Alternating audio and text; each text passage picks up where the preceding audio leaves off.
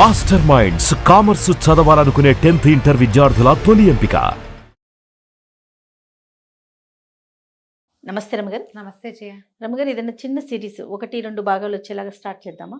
Arabian స్టోరీస్లో చిన్న చిన్న కథలు ఉంటాయి. అంటే అవునా? మరి పెద్ద కథ చిన్న కథ అనుకోండి, పెద్ద కథ కానీ చాలా సీరియల్ కాదు.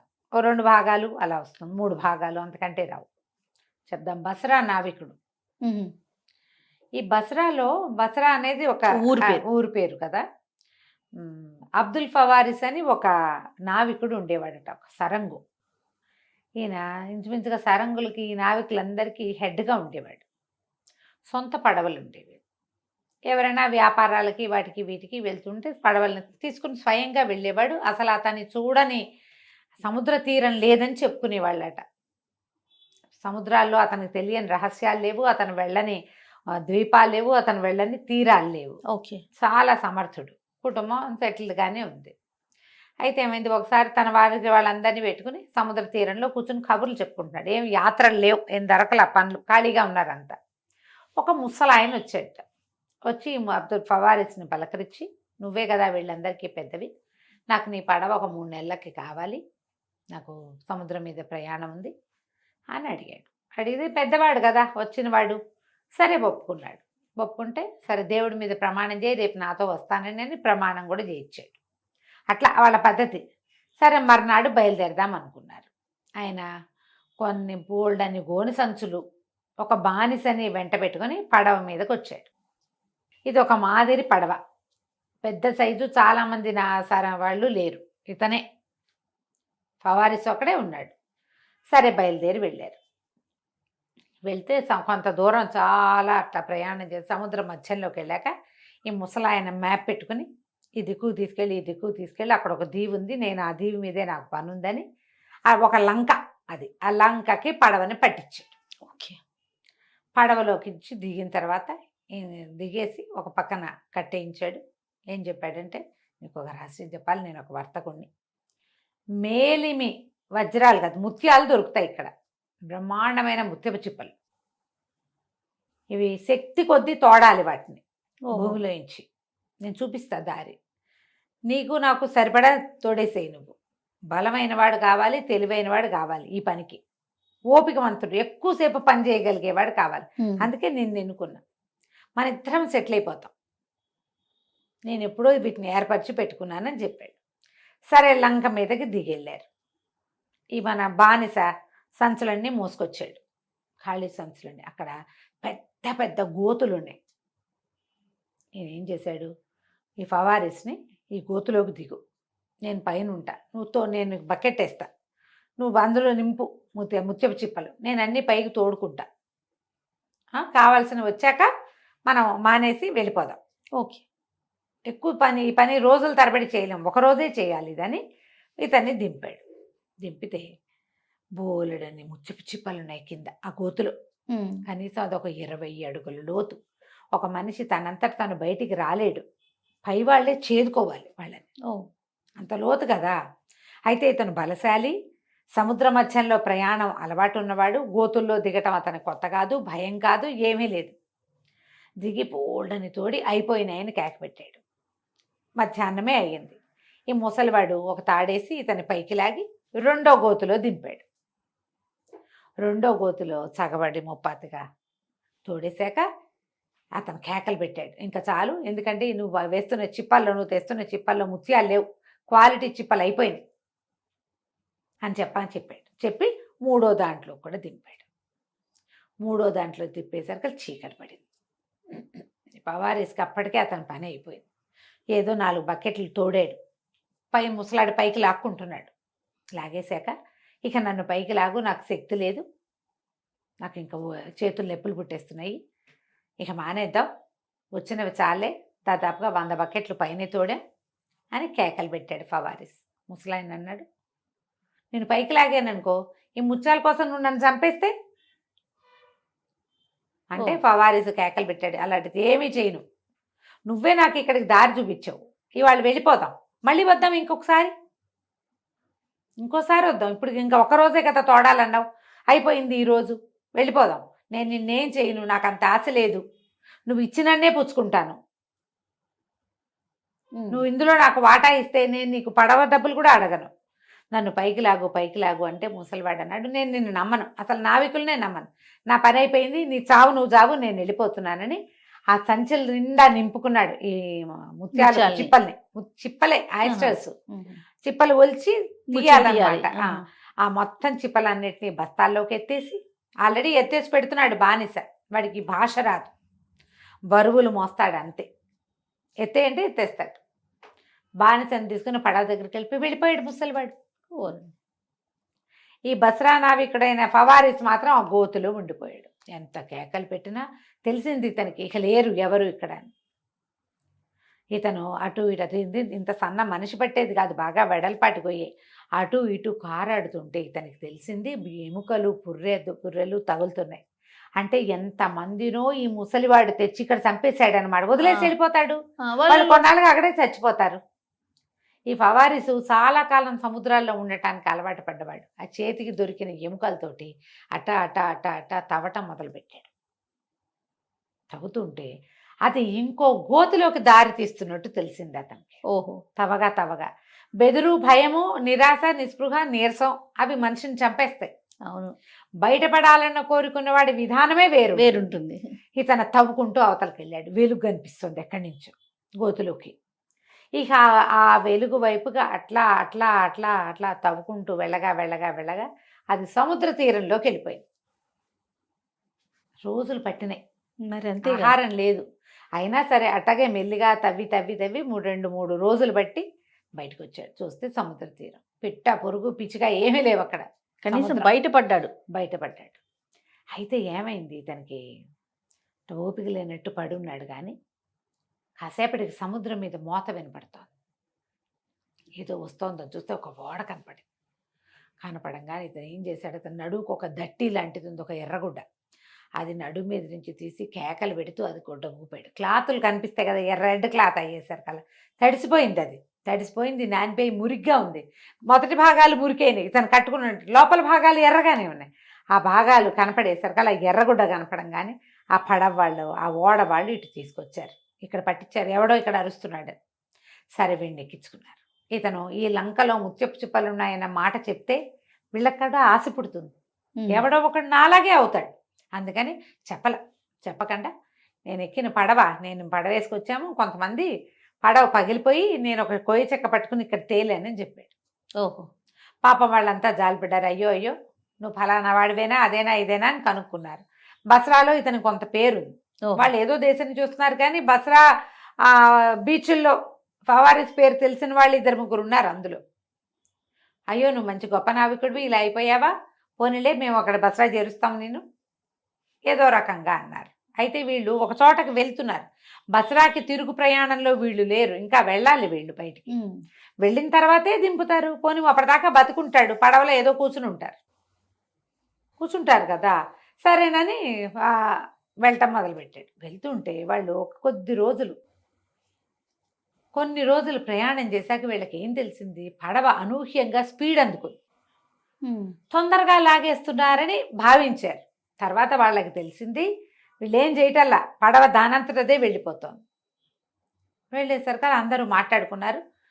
వాళ్ళకి సరంగులకు ఏమీ అర్థం కాలేదు ఏం జరుగుతుందో. ఫవారిస్కి తెలుసు, సముద్రయానాలు అలవాటు ఉన్నాయి కదా, అందరూ కేకలు పెట్టారు, నువ్వు చూడు నువ్వు సీనియర్వి కదా అనేసరికి ఇతను పైకెక్కి అతను తెలుసుకున్నాడు. అదేంటంటే అక్కడ బ్రహ్మదేవుడట, అంటే ఏమనాలి దాన్ని, ప్రవక్త అంటారు వాళ్ళు, లేదా ఏమనాలి, విధాత, సముద్ర మధ్యంలో ఒక సుడిగుండం లాంటిది ఏర్పాటు చేశాడు. సింహన్నోరు అంటారు దాన్ని. ఆ సింహన్నోరు ఏంటి, అక్కడ దాకా వస్తే అదొక సుడిగుండం, అందులోకి వెళ్ళిపోతాయి. ఓహో, ఎప్పుడైతే ఆ సుడి తిరుగుతుందో పడవ ఇక చుక్కాన్ని ఇక్కని వాటితో సంబంధం లేదు, లాక్కెళ్ళిపోతుంది. అందులోకి వెళ్తే ఇంకా బయటపడడం కష్టం. స్పీడ్ ఎక్కిపోయి ఇది ఆ సుడిలోకి వెళ్ళిపోతుంది అనేసరికి పడవలో ఉన్న వాళ్ళు, ఓడలో ఉన్న వాళ్ళంతా గోలెత్తిపోయి ఏడ్చి శోకాలు పెట్టారు. మమ్మల్ని రక్షించు, నువ్వు సీనియర్వి, నీకు చాలా తెలుసు, ఏదో ఒక ఐడియా వెయ్యి అనేసరికి ఇతను ఏమన్నాడు, సుడిలో తిరుగుతూ ఉన్నా మనం మునిగిపోకుండా ఉండాలంటే ఒక ఉపాయం ఉంది. ఎవరైనా ఒకళ్ళు ఈ దీంట్లో సముద్రంలో దూకి ఈ పడవను ఒక చెట్టుకేసి కట్టేయాలి. పైన ఉన్నాయి, అక్కడ కొండ కూడా ఒకటి ఉంది, అక్కడ ఒక చెట్టుకేసి కట్టేయాలి. ఇది ఇక్కడిక్కడిక్కడిక్కడే తిరుగుతుంది. ఈ సరిగ్గా ఈ సూడి ఎక్కడ తిరుగుతోందో దీనికి పై భాగంలో ఒక కొండ చెట్లు ఉన్నాయి. ఆ కొండ మీదకి వెళ్ళిపోయి ఆ కొండలో ఒక చెట్టుకేసి కట్టేస్తే ఇది తిరుగుతూ ఉంటుంది. తిరిగింది ఏంటి ఇట్లా కింద ఇలా వచ్చి గింగిరాలు తిరిగి మరి పైకి వస్తుంది కదా. అలాంటప్పుడు ఈ తాడు కట్ చేసుకున్నామంటే మనం బయటపడచ్చు. ఒక ఛాన్సే ఉంది, 1% అందరూ ట్రై చేయి దానికోసం ట్రై చేయమంటే ఈ ఫవారిస్ ఏం చేశాడు, పెద్ద మోకు తీసుకుని నీళ్లలోకి దూకేశాడు. సముద్రంలోకి దూకితే ఇతని టైం బాగుండి అలలు అతన్ని కొండ వైపుకే తోసాయి. ఆ కొండ వైపు ఉన్న ఒక పెద్ద చెట్టుకి ఈ పడవ తాలూకు ఈ షిప్ తాలూకు మోకుని కట్టేశాడు. కట్టిన తర్వాత ఏమనిపించింది, ఇప్పటికి 3 రోజులయ్యి వీళ్ళకి తిండి లేదు, ఏమైనా ఆహారం దొరుకుతుందేమో చూద్దామని వాళ్ళు ఒక రేవుకు పట్టిద్దాం అనుకున్నారు. అక్కడైతే తిండి దొరుకుతుంది అనుకున్నారు. ఆ రేవుకెళ్ళలా వాళ్ళు ఇటు వచ్చి ఇది లాగేసింది సింహన్నోరు వాళ్ళ. ఈ పైకెక్కితే ఆ కొండ మీదకి ఎక్కేసరికి ఆ కొండ పైన ఒక పెద్ద రాగి ఫలకం మీద రాసి పెట్టుంది, జగజ్జేతైన అలెగ్జాండర్ ఒకసారి ఇక్కడికి వచ్చాడు. ఈ సింహన్నోరు తాలూకు దీన్ని కనిపెట్టి తన దగ్గర ఉన్న మహామేధావులు కొంతమందితోటి ఆలోచించి ఏం పెట్టాడంటే అక్కడ ఒక నగారా ఉంది. ఆ నగారాన్ని గనక 3 సార్లు పెద్దగా మోత చేస్తే ఆ ధ్వని తరంగాలకి ఈ సుడి తగ్గిపోతుంది. దాని తీవ్రత తగ్గిపోయి లోపలికి వెళ్ళిపోయిన పడవల్ని బయటికి తోసేస్తుంది. అది ఆల్రెడీ సుడిలో తిరుగుతూ లోపలే ఉంటాయి కొన్ని పడవలు ఉన్నాయి, అందులో వాళ్ళు ఉన్నారో పోయారో, పడవలు మాత్రం ఉన్నాయి. పడవలు బయటకు వచ్చేస్తాయి అని రాయబడి ఉంది. ఎప్పుడైతే అది ఉందో ఇతను పరిగెత్తుకుంటూ కిందకి వెళ్ళాడు. మీరు జాగ్రత్తగా ఉండండి, రెడీగా ఉండండి. ఆ నగారాన్ని కనుక ఎవరైనా మోగిస్తే పడవ బయటకు వచ్చేస్తుంది. అయితే ఒకే ఒక్క దీంట్లో లూప్ హోల్ ఏంటంటే నగారా కొట్టిన వాడు పడవెక్కలేడు. వీడు కొండ మీద నుంచి దిగి కొండెక్కాలి. అదంతా దిగి వచ్చేదాకా ఆ పడవ ఇక్కడ ఉండదు, పడవ వెళ్ళిపోతుంది కదా, పడవ అవకాశం లేదు అనేసరికల్లా అందరూ ఏడ్చి గగ్గోలు పెట్టారు. అయ్యో ఉపాయం తెలిసినా ఇప్పుడు మనం చేయలేము, మనలో ఎవడు చావుకి ఇది చేస్తాడు అంటే ఫవారిస్ అన్నాడు, నేను అసలు 4-5 వారం రోజుల క్రితమే గోతులో చచ్చిపోవాల్సిన వాడిని, ఏదో బయటపడ్డా, ఇంత దూరం వచ్చా, ఇంతమందిని కాపాడే అవకాశం భగవంతుడు నాకు ఇచ్చాడు, ఈ ఐడియా కూడా నేనే చదివా, నేను కొడతాను నగారా, బతికుంటే బలిసాకు తింటా, ఏదో ఒకటి వస్తా, లేకపోతే పోతాను. మీరేం చేస్తారంటే మీ పడవలో బోల్డ్ సరుకు, సగం సరుకు నా భార్య పిల్లలకి ఇవ్వండి, నా కోసం, మీకోసం నేను ప్రాణాలకు తెగించినందుకు సగం సరికి ఇచ్చేసేయండి, ప్రమాణం చేయండి అన్నాడు. వాళ్ళందరూ ఒప్పుకున్నారు. వీడిని పొగిడి వేనవేలుగా నీలాంటి అద్భుతమైన వ్యక్తి ఉండటం వల్ల కదా ఇట్లా పోయింది, సీనియర్ ఉండటం వల్ల కదా, అనుభవజ్ఞుడు ఉంటే ఆ దారే వేరు చూడు పాపం. అందుకని అందరూ ప్రామిస్ చేశారు. చేశాక ఇతను ఫవారిస్ ఏం చేశాడు, ఆ మోకుని నేను ఊడదీసేస్తాను, మీ దారిని మీరు వెళ్ళిపోదురు కానీ అని చెప్పి ఆ పైకి వెళ్ళి ఆ తాడు ఊడదీసేసి ఆ నగారాన్ని 3 అక్కడున్న ఒక కర్ర పట్టుకుని గట్టిగా కొట్టాడు. అది టాంగ్ అని పెద్ద మోత, ఎంత వైబ్రేషన్ వస్తుందో, ఖాళీ ప్రదేశం, అవునవును, ఆ కొండ పక్కనే సముద్రము, దాంతో ఆ నగారా 3 సార్లు మోగేసరికి రయ్యమని ఈ తిరుగుతున్న సుడి ఒక్కసారి రివర్స్ అయిపోయి మొత్తం ఆ లోపల ఉన్న వాటన్నిటి బయటికి తోసేసింది. వీళ్ళ పడవ అందులో తిరుగుతున్న ఓడ ఒక్క ఉదుటిన సుడిలోంచి బయటపడిపోయింది.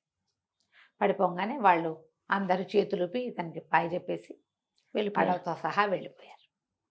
ఫవారిస్ ఇక్కడ ఉండిపోయాడు. ఆ వెళ్ళిన వాళ్ళు బసరా చేరుకుని ఫవారిస్ వాళ్ళ ఫ్యామిలీని వెతుక్కుని తమ పడవలో ఉన్న సరుకుల సగభాగం వాళ్ళు ప్రామిస్ చేసినట్టుగా ప్రాణాలు రక్షించినందుకు ఇచ్చారు, సగం ఆ సొమ్ముని ఫవారిసు కుటుంబానికి అప్పచెప్పేశారు. వాళ్ళంతా లబోది బొమ్మనెడిచారు, ఇంకా లేడు, ఇక రాడు, పోగొట్టుకున్నామని ఏడ్చి శోకాలు పెట్టి వీళ్ళు ఇచ్చిన సొత్తు అంతా లోపల పెట్టుకున్నారు. కొండ మీద ఆగిపోయాడు, పడవ మాత్రం గట్టుకొచ్చేసింది, వెళ్ళిపోయింది. సరే ఇతను ఏం చేస్తాడు, ఏదో అట్లా నడవటం మొదలుపెట్టాడు. కొండ మీద కొండ దిగాడు, సముద్ర తీరం వెంబడి నడుచుకుంటూ పోతున్నాడు. మధ్యలో కొండలు మిట్టలు ఏవో ఉన్నాయి. ఇతనికి దూరంగా ఒక ఎర్రటి బట్టలు చుట్టుకున్న వాడెవడో ఒకడు కనపడ్డాడు. అది ఎలా ఉంది, ఒక పచ్చిక బయలు లాంటిది ప్లేస్. పొడుగాటి వాడు 7 అడుగులు ఉన్నాడు ఏకంగా. ఆ వింతగా ఉంది ఆకారం, దగ్గరికి వెళ్ళి చూస్తే మనిషేవాడు. 7 అడుగులు, ఇతను 6 అడుగులు ఉన్నాడు, 6 పైన ఉంటాడు, అది 7 పైన ఉన్నాడు. ఒక శాలువా లాంటిది కప్పుకున్నాడు, పెద్ద కర్ర ఒకటి పట్టుకున్నాడు, గొర్రెలు మళ్ళేస్తున్నాడు. ఏం చేస్తున్నాడు? గొర్రెలు ఆ, గొర్రెల్ని తిప్పుకుంటున్నాడు. ఆ, తిప్పుకుంటుంటే ఈ కనపడేసరికల్లా ఎవరు నువ్వు ఏమిటి అని అడిగితే ఇదన్నాడు. అనేసరికల్లా సింహం నోట్లో నుంచి తప్పుకున్నావంటే నువ్వు చాలా అదృష్టవంతుడివి, నేను కనపడడం నీకు ఇంకా అదృష్టం, ఆ? ఉమ్, రా నేను నిన్ను రక్షిస్తానని పిలిచాడు. ఎవడో ఒకడు మనలాంటి మనిషి ఒకడు కనపడితే ఇంక అంతకంటే ఏముంది, అంతేగా. నా ఇల్లు వాకిలి ఇక్కడే ఉన్నాయి అనేసరికి ఇతనేమనుకున్నాడు, ప్రస్తుతం ఇప్పుడు తిండి లేదు, ఆ పడవలో చివరి 3 రోజులు తిండి లేదు, ఉమ్, పడవ వెళ్ళిపోయి అప్పుడే 2 రోజులు గడిచిపోయింది, ఆకలి, ఏదో దుంపలు ఒకటి ఎర్ర పీక్కు తిన్నాడు కానీ ఏం చాలటల్లా. ఈ గొర్రెలు అవి ఉన్నాయి అంటే ఎవరి దగ్గరైనా వాళ్ళ గ్యారంటీగా గింజలు ఉంటాయి, వాళ్ళ దగ్గర పాలు ఉంటాయి, ఉమ్, గొర్రెపాలు ఉంటాయి కదా. కాబట్టి ఏదో మజ్జిగో పాలో తిండో పదార్థం దొరుకుతుందని వాళ్ళ వెనకాల పడి వెళ్ళాడు. అమ్మయ్య బతికిపోయాను అనుకున్నాడు. అతను తన దగ్గరికి తీసుకుపోయాడు. తీసుకెళ్ళి ఎట్లా ఉంది అది, ఒక కొండ లాగా కనపడుతోంది, పెద్దగా బందెల దొడ్డి లాంటిది ఒక దొడ్డు ఉంది. గొర్రెలన్నిటిని అందులోకి తోలాడు. పెద్ద పెద్దవి ఎంత గొర్రెలు, కొండ గొర్రెలు అవటం వల్ల మన పొట్టేళ్ళు ఉంటాయి చూడు, అవును. ఇంత ఎత్తు బలంగా, గొర్రెలే అంతంతున్నాయి. ఇంకా అందులో మగవి ఇంకొద్దిగా బలిష్టంగా ఉన్నాయి. ఒక సుమారైన మనిషి వాటి మీద కూర్చుని స్వారీ చేయొచ్చు, అంత దిట్టంగా ఉన్నాయి. ఆ కొండ మీద గడ్డి తింటంతో. అయితే ఏమైంది, ఇతన్ని లోపలికి ఈ లోపలికి వెళ్ళని ఇంకొక గేట్, ఒక కొండరాయి లాంటిది అడ్డం పెట్టింది. ఆ కొండరాయి తీశాడు. ఇతన్ని నువ్వు లోపలుండు అని లోపలికి పంపించాడు. అంతకుముందు అతను పెట్టిన తిండేదో కాస్త అంత తిన్నాడు. లోపల చూస్తే ఓ 15 మందో 12 మందో ఉన్నారు. అందరూ ఏడుపుగొట్టుగా ఏడుచుకుంటూ కూర్చుని ఉన్నారు అక్కడ. అయ్యో, కాంతపాటి ఇదేమిటి, వీళ్ళు ఎవరు, ఎందుకు ఏడుస్తున్నారు? అందులో ఒకడు బోరమని ఏడుస్తూ, నువ్వు ఇంకొకడికి వచ్చావా ఇక్కడివి, ఇంకోడివి, వీడికి ఆహారం అవ్వటానికి మాతో పాటు అన్నాడు. అనగానే వీడు తెల్లపోయాడు. అదేమిటి, వాడు ఆ మనుషుల్ని తింటాడా అన్నాడు. అనేసరికల్లా అక్కడ ఆ లోపల ఏడుపు కొట్టుబడి చెప్పాడు, వీడు నరరూప రాక్షసుడు, అదే కాదు నరమాంస భక్షకుడు కూడాను వీడు. వీడు రోజు ఇక్కడ ఈ పడవల మీద అక్కడ పడవలు పగిలిపోయి ఆ ద్వీపాలు చేరిన వాళ్ళని మోసుకొస్తాడు, వాళ్ళని ఇక్కడ పెడతాడు, రోజుకొకరిని చొప్పును విరుచుకు తింటాడు. ఏదో పెద్ద పడవ పగిలిపోయి బోళ్ళు మంది చేరాము ఇక్కడ, మమ్మల్ని ఒక్కళ్ళని తింటున్నాడు. వాడు తప్పించుకోనివాడు, వాడు మనకంటే ఎత్తు, మనకంటే స్పీడ్గా పరిగెత్తాడు, వాడి చేతులు మన కాళ్ళకంటే పొడుగు. అనేసరికి వీడికి అర్థం కాలే ఏం చేయాలో. ఇది వీడి లోపల కూర్చుని వీళ్ళందరూ కుశలం కనుక్కుని మాట్లాడే వాళ్ళంతా ఏడుపు కొట్టు మొహాలాగా ఏడుచుకుంటూనే ఉన్నారు. ఉన్నట్టుండి ఆ కొండరాయి తెరుచుకుని ఆ ఎర్ర బట్టలు కట్టుకున్న వాడు లోపలికి వచ్చి వీళ్ళల్లో ఒక మనిషిని ఒడిసి పుచ్చుకుని బయటికి లాక్కెళ్ళి భక్షించి వాడి దారిని వాడు పడుకున్నాడు. పడుకునేసరికి వీడికి ఏం చేయాలో తెలియదు, పారిపోవాలనుంది ఫవారిస్కి. వాళ్ళందరికీ చెప్పాడు, వాడు ఒక్కడు, మీరు 10-12 మంది ఉన్నారు, నేను కూడా ఉన్నా, నేను ఇప్పుడే వచ్చా, నేను బలంగానే ఉన్నా, మీరంటే ఏడ్చేడ్చి 4 రోజుల నుంచి శుష్కించిపోయినారు, నేను అట్లా లేను, నేను తెలివిగా ఉన్నా, పారిపోదాం, సముద్ర తీరానికి చేరే దారి నాకు తెలుసు, నేను అక్కడి నుంచే నడిచి వచ్చాను, నేను నావికుడిని, దారులు మర్చిపోయేవాడిని, ప్రయాణికుడు కాదు, వాళ్ళంతా ప్రయాణికులు, భయపడి చేస్తారు. నావికుడు వేరు, వాళ్ళు ఏంటంటే కష్టాలకు ఎదురెత్తడం వాళ్ళకి అలవాటు ఉంటుంది. అవునవును. చుట్టుపక్కల వాతావరణాన్ని చూసుకుంటారు, బట్ ప్రాక్టీస్ ఉంది అని ఎంత చెప్పినా వాళ్ళు వినలే. వాళ్ళు ఎవ్వరూ దానికి ఇచ్చగించలు. ఇంకేముంది, చచ్చిపోవడానికి సిద్ధపడి ఏడ్చుకుంటూ కూర్చుని ఉన్నారు. అయితే ఇతను ఏం చేశాడు, బాగా ఆలోచించి అటు ఇటు చూస్తే ఏవో చిన్న పొన్న సాధనాలు దొరికితే వీడు దానికి ఇంత చిన్న చిన్న తీగలు లాంటివి దొరికితే ఆ 3-4 తీగల్ని మేలేసి ఇట్లా పదునైన ఆయుధాలుగా 2 ఆయుధాలుగా చేసుకున్నాడు. మర్నాడు ఈ కొండరాయి తీసుకుని వాడు లోపల రాగానే ఈ ఫవారీసు ఒక్క ఎగిరి వాడి మీదకి ఎగిరేసి వాడిని సందిటి పట్టి పైకి ఎగబాకి ఆ 2 కళ్ళు పొడిచేశాడు వాడివి. వాడు రక్తం గారుతున్న కళ్ళతోటి వీడిని కింద వదిలేసి ఫవారీస్ని అమ్మోయ్ బాబోయ్ నాయనో అని అరుస్తూ ఉంటే ఈ కొండరాయి తెరుచుంది కదా, తెరుచున్న కొండరాయిలోంచి ఇతను ఎక్కడికి వెళ్ళొచ్చు, ఆ గొర్రెలకి ఒక పెద్ద దొడ్డి లాంటిది ఉంది కదా, ఆ దొడ్లోకి చేరిపోతే ఇవి గొర్రెలు కాకుండా మనుషులు దొరకనప్పుడు వాడు ఏం చేస్తాడట, గొర్రెలు తింటాడు తన దగ్గర ఉండే, వాడు ఆహారం కోసమే అవన్నీ. గొర్రెని తిన్నాక అది వాటి చర్మాన్ని ఒక మూల పెట్టాడు, కొన్ని గొర్రె చర్మాలు ఉన్నాయి. ఈ ఫవారీస్ ఏం చేశాడు, అంత పరిగెత్తుకుంటూ వెళ్ళి ఆ మూల ఉన్న గొర్రె సంచి చర్మాలు చూడగానే ఓ చర్మాన్ని ఇట్ట మీద కప్పుకుని ఆ గొర్రెల మధ్యలో ఉండిపోయాడు. వాడు కళ్ళు నులుపుకుంటూ లోపలికి వచ్చి తెలుసుకున్నాడు ఈ దొడ్లోకి వెళ్ళాల్సిందే కానీ వాడు బయటికి వెళ్ళే వీల్లేదు. ఆ గొర్రెల దడిలో చేయి పెట్టి ఇటా ఇటా ఇటా తడవటం మొదలుపెట్టాడు. ఒక్కో గొర్రె అని తడివి చూస్తున్నాడు. పట్టుకుంటారు. పడితే వాడు ఎందుకంటే సహజంగా నరమాంస భక్షకులకి ఆహారాన్ని గుర్తుపట్టే తెలివి ఉంటుంది. అవునవును. మనుషుల వాసన పట్టుకుంటారు. తడుగుతుంటే వీడు దొరకకుండా తప్పించుకున్నాడు. కానీ ఈ గొర్రెల మధ్యలో అట్లా ఇట్లా తప్పించుకుంటున్నాడు. వాడు చేయి చాపినప్పుడల్లా చేతులు తగులుతున్నాయి. గొర్రెలన్నీ అటు ఇటు పరిగెడుతున్నాయి. ఇతను దొరుకుతున్నాడు. కానీ తప్పించుకుంటున్నాడు. తప్పించుకుని చివరికి ఎట్లా కొట్లా దానికి ఒక చిన్న సందు ఉంది. గొర్రె పట్టదు అందులో ఇంచి. వీడు మనిషి కాబట్టి ఇట్టా ఇట్టా వంగుతాడు. అందులో ఇంచి దాన్ని తోసుకుని బయటికి రాబోయేసరికి ఆ బందెల దొడ్డి తాలూకు ఇది ఉంటుంది కదా, దడి, అది విరిగిపోయి వీడు బయటపడ్డాడు. బయటపడంగానే ఎప్పుడైతే ఇట గొర్రె ఒకటి బయటికి దూకినట్టు తెలిసిందో ఆ వాడు కూడా, ఆ రాక్షసుడు కూడా వీడు వెనకాల పడ్డాడు. ఆ నరమాంస భక్షకుడు ఫవారిస్ వెనకాల పడ్డాడు. ఇక ఫవారిసు పరుగు పరుగు పరుగు పరుగు తీసాడు. కానీ వాడు వెనకాల పరిగెత్తుకొచ్చేసాడు. గుడ్డిగానే కళ్ళు లేవు, కానీ కళ్ళు అంతా నెత్తురు గారిపోతోంది. అయినా సరే ఆ మనిషిని వదిలిపెట్టట్ల వాడు. ఒక ఏరు దగ్గర, ఒక ఏరు లాంటిది ఉంది అక్కడ. ఆ ఏరు దగ్గర ఫవారిసు దొరికిపోయాడు. దొరికిపోతే వాటి గొర్రె బొచ్చు ఉంది కదా, వాడు అట్లా పట్టుకునేసరికల్లా ఇతను ఏం చేశాడు, ఆ బొచ్చులోకి చేతులు దూర్చి ఉంచుకున్నాడు. తన మీద చేతులు బయటకు లాగేసాడు. లాగంగానే ఆ బొచ్చు వెళ్ళి వాడి చేతిలోకి వచ్చేసింది. వీడు ఒక్క ఉదుటిన గేట్లో పడిపోయాడు. వాడికి నీళ్లు భయం. ఆ రాక్షసుడికి నీటిలోకి రాడు. నీళ్ళలోకి రాలేక అక్కడి నుంచినే పెద్ద పెద్దగా అరిచాడు, కేకలు పెట్టాడు. ఆ గొర్రె బొచ్చు అంతా చించి ముక్కలు చేసి విసిరేశాడు. ఫవారిస్ మాత్రం దొరకల. ఎందుకంటే అతనికి కనపడుతుంది, వీడికి కనపడదు. అదే కదా తేడా వాళ్ళిద్దరికి. ఎప్పుడైతే ఈ ఏట్లో పడ్డాడో ఇక అక్కడి నుంచి గీదుకుంటూ ఇంకో పక్కకి పరిగెత్తాడు, వెళ్ళిపోయాడు. ఆ ఏరు దాటేశాడు. ఏటికి యువతల వీడున్నాడు, ఈ నరమాంస భక్షకుడు. ఇక వెళ్ళగా వెళ్ళగా వెళ్ళగా వెళ్ళగా వెళ్ళగా వాడికి ఒక ముసలాయన కనిపించాడు. ఈ ఫవారిస్కి ఎంత ముసలివాడు. ఆ ముసలివాడిని చూసేసరికల్లా ఎటా వచ్చావు ఇక్కడికి అని అడిగాడు. అంటే అక్కడ ఒక నరమాంస భక్షకుడు ఉన్నాడు, వాడి కళ్ళు పొడి చేసి వాడి దగ్గర నుంచి పారిపోయి ఇచ్చాను.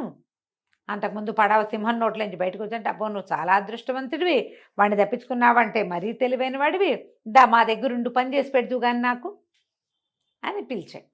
పొలంలో పని చెయ్యి, నీకు తిండి పెడతానన్నాడు. సరేనని ఒప్పుకుని వాడి వెనకాల వెళ్తే వాళ్ళ ఇంట్లో కూడా 3 మనుషులు ఉన్నారు లోపల. వాళ్ళు నరమాంస భక్షకులే. అయితే ముసలాడు ఎక్కువ తింటాడు, వాడికి ఒక పెళ్ళం ఉంది ముసిల్ది, అది తిందు.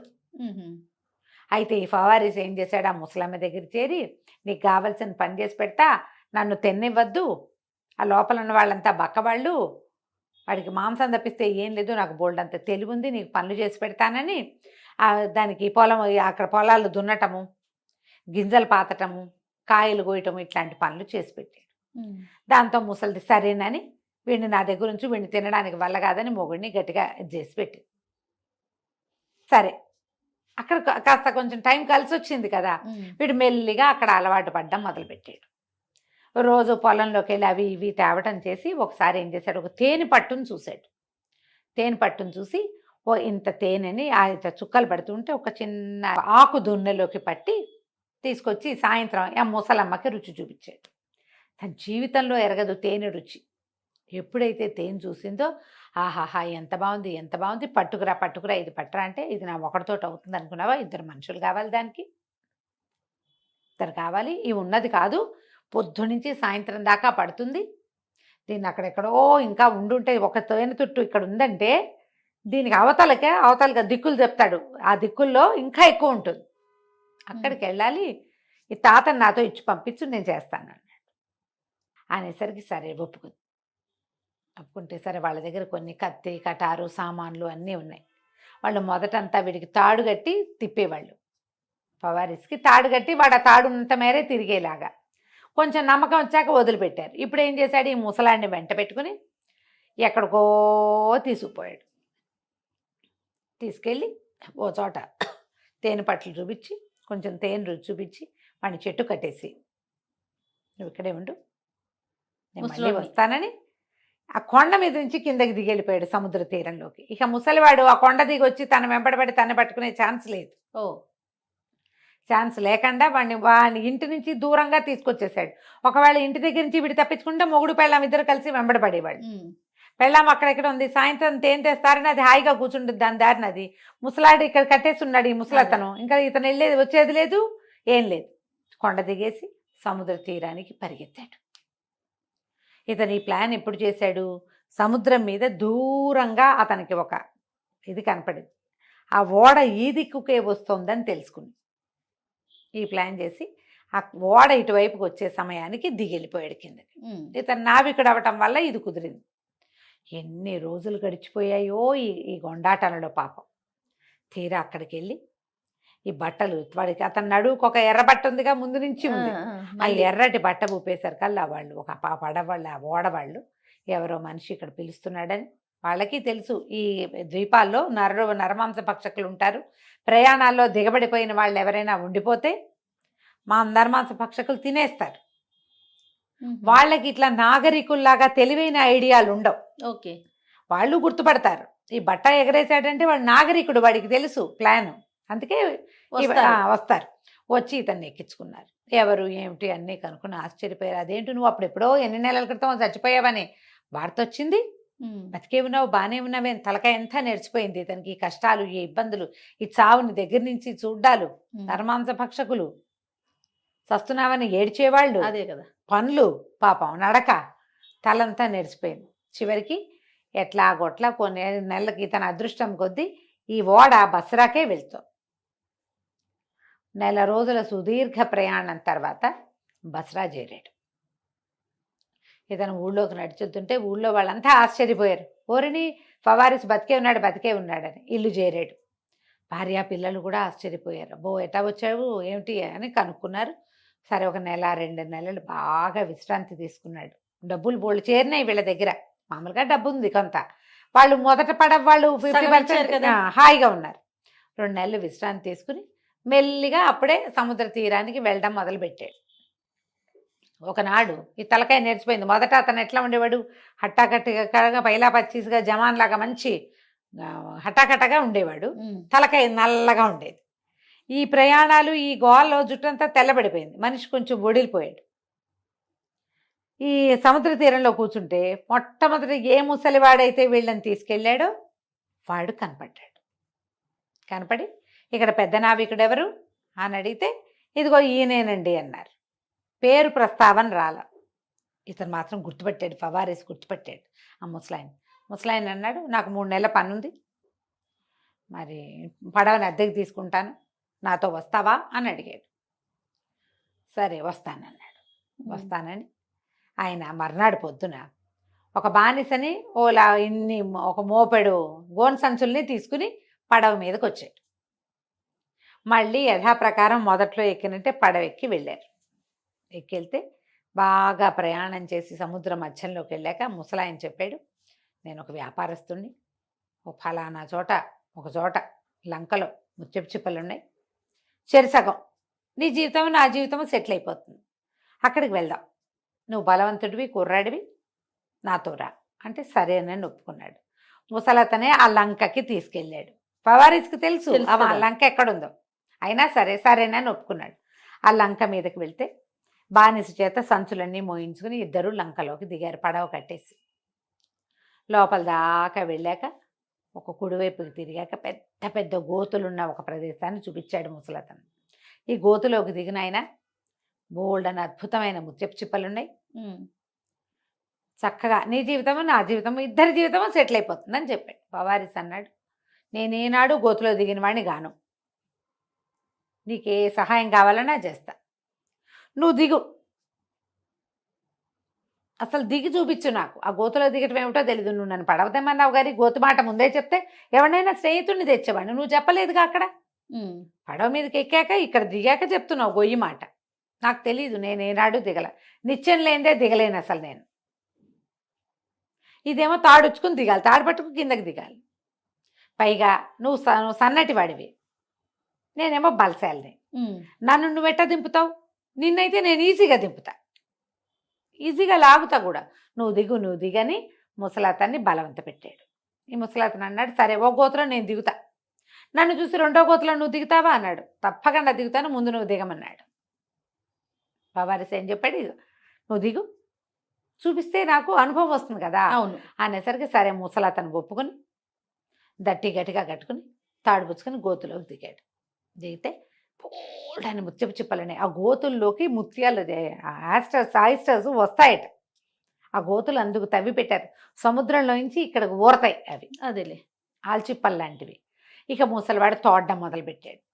ఒక 20-30 బకెట్లు వచ్చినాయి పైకి. ముసలివాడు వగరుస్తూ చెప్పాడు, నా వల్ల కాదు ఇంకా, నేను ఇంక చేయలేను, నేను ముసలివాడిని, అశక్తుడిని, నన్ను పైకి లాగే. ఎన్ని వచ్చినాయో అన్ని వచ్చినాయి. నువ్వు దిగుతానంటే రెండో దాంట్లో దిగు, నువ్వు దిక్కపోయినా పర్వాలా, సగం వెళ్ళిపోదాం. వెళ్ళిపోదాం, నన్ను పైకి లాగు, నన్ను పైకి లాగు అని పిలిస్తే వావారిస్ అన్నాడు, లాగాను నిన్ను, లాగుతాను, ఇది వరకు నువ్వు నన్ను లాగేవు కదా, నన్ను గోతులో దింపి నన్ను వదిలిపెట్టి వెళ్ళిపోయావు ముసలినక్క నువ్వు. నాకేదో నా పిల్లల అదృష్టం బాగుండి నేను బతికొచ్చాను, యువకుడిని, నాకు ఇంకా బతికేందుకు నూకలే, నువ్వు ముసలాడివి, నీకెందుకు, సంవత్సరం క్రితం నన్ను ఈ గోతులో దింపి చావుకి నన్ను వదిలిపెట్టి వెళ్ళిపోయావు, నువ్వు అక్కడే ఉండు, నేను నిన్ను బయటికి లాగేది కల్లా అని చెప్పి, ఆ బానిసకి భాష రాదుగా, ఇవన్నీ ఎత్తి మనం వెళ్ళిపోదాం అది అని చెప్పి ఆ ముసలివాడిని అక్కడే వదిలేసి, ఇక ఏమైపోతాడు వాడు, వీరు కాబట్టి తవ్వుకుని వచ్చాడు, ముసలివాడి వల్ల అవ్వదు, అవుదుగా, పైగా ఇవన్నీ తోడి తోడి వాడి దుంప దిగిపోయింది అని చెప్పేసి ఆ ముత్యపు చిప్పలన్నీ తీసుకుని ఆ బానిసని వెంట పెట్టుకుని తన పడవ దగ్గరికి వచ్చేసాడు. వెనక్కి వచ్చేసాడు బస్టాండ్ నగరానికి. బానిసకి డబ్బులు ఇచ్చి పంపించేశాడు. వాడు కేవలం ఏంటంటే వస్తువులు మోయడానికే వచ్చాడు.